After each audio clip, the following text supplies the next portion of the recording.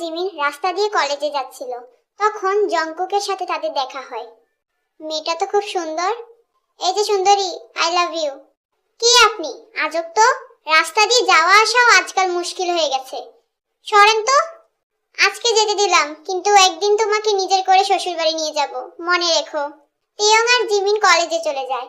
সবাই খালি তোকে প্রপোজ করে, কিন্তু তুই রাজি হস না কেন?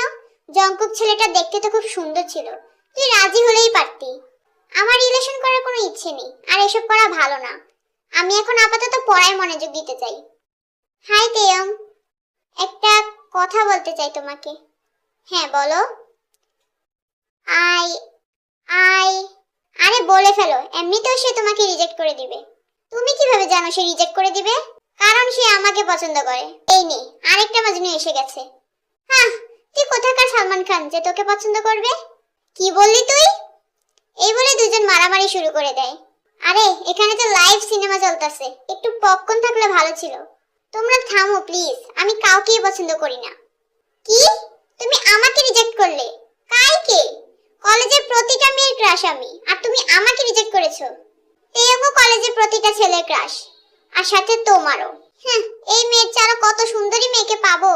লাগবে না তোমার ফ্রেন্ডকে, তবে দেখে নিও, আমাকে হারানোর পর একদিন পস্তাবে। সেই দিন আসতে আসতে তুই কবরে চলে যাবি। যা ভাগ এখান থেকে। রাতে তেয়ং ঘরে একা বসেছিল, সে সময় তার ছোট্ট বোন লিসা আসে।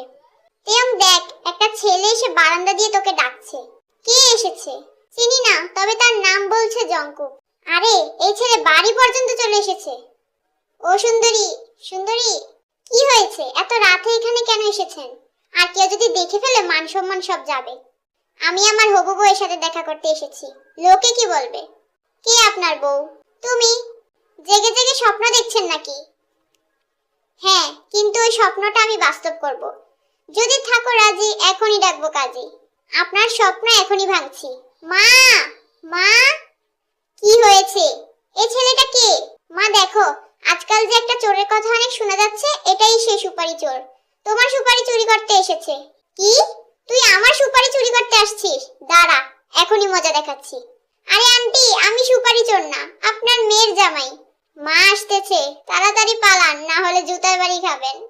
আজকে চলে যাচ্ছি, কিন্তু তোমাকে পটিয়েই ছাড়বো। এখন পালাই, না হলে শাশুড়ি জুতার বাড়ি খেতে হবে। তেয়ং জংকুকের কাণ্ড দেখে হাসতে থাকে। আপু, আমার মনে হয় ছেলেটা তোকে সত্যিই ভালোবাসে, না হলে কি এত রাতে কেউ দেখা করতে আসতো? হয়তো। হয়তো কি, সত্যিই ভালোবাসে। তুই রাজি হয়ে যা, এক না একদিন তো কারোর হতেই হবে। সারা জীবন তার সিঙ্গেল থাকতে পারবি না। রাজি হয়ে যা, এমন কেয়ারিং ছেলে বারবার পাবি না। পরের দিন জংকুক আবার আসে।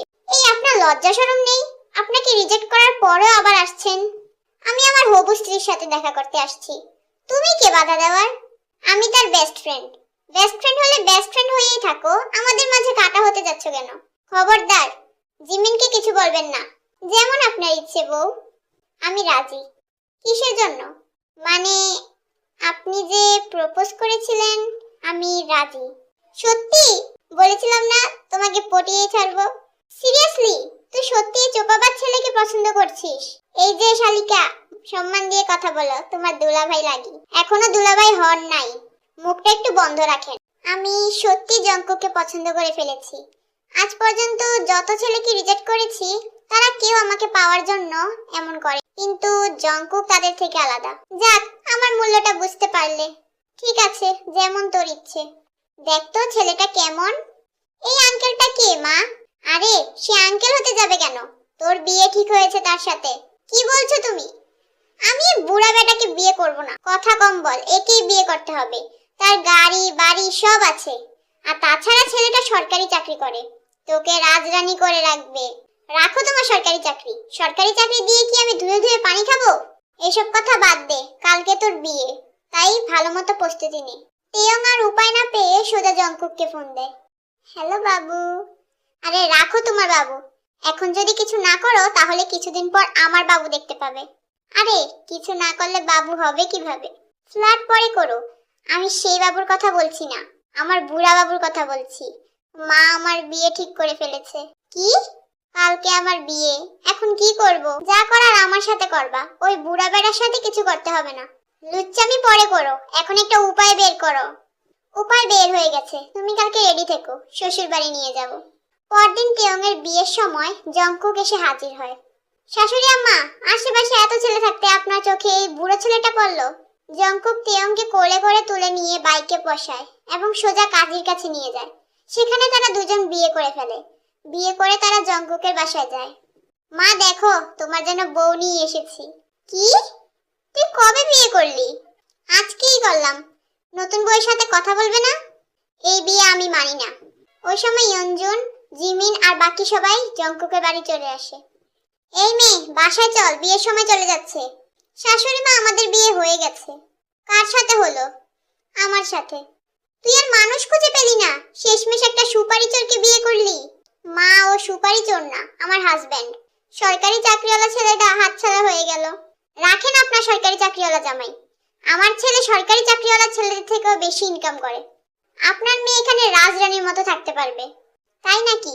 এই তো আমার মেয়ে কাজের কাজ করেছে। তুই আমাকে না জানিয়ে বিয়ে করে ফেললি। আমি কত কিছু ভেবে রেখেছিলাম, তোর বিয়েতে আনহোলি গান দিয়ে নাচবো। আমরা বিয়ের অনুষ্ঠান করব, তখন তুমি এসো শালিকা। আমি এই গানে নাচবো, ঠিক আছে? Mommy don't know that it's getting hot on the body shop. সাথে আমাকেও নিও। এই, কে তুমি? আমি জঙ্কুকের ভাই আর তোমার হবু জামাই। হ্যাঁ, আমার জামাই বানাবো কেন তোমাকে?